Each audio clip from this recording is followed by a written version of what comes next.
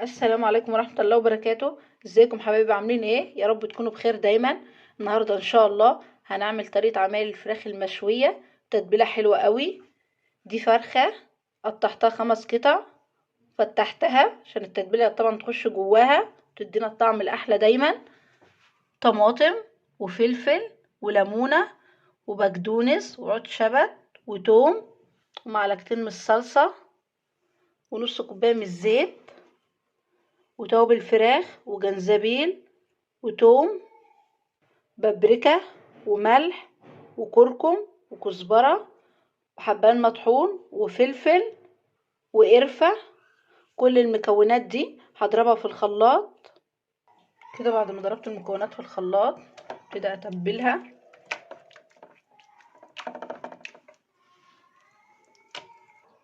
كده بعد ما تبلتها كويس، مش قادرة اوصف لكم على الريحة وجمالها. الريحة حكاية.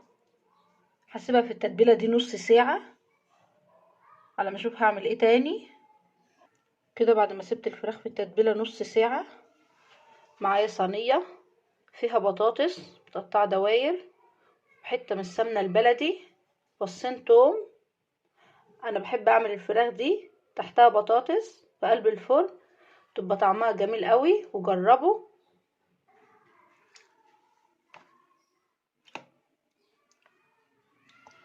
كده بعد ما رصيت الفراخ حطيت الكبدة والقنصة.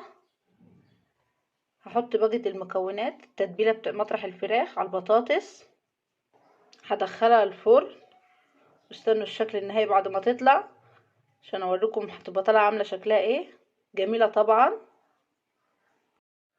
الله على الفراخ بعد ما طلعت من الفرن، شايفين الجمال والحلاوه، واحمرت وشكلها حلو وريحتها طبعا تجنن.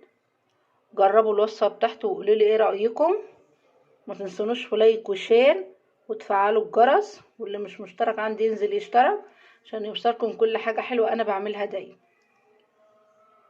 مستنيه تعليقكم الحلو ليا وكلامكم الحلو دايما. مع السلامه.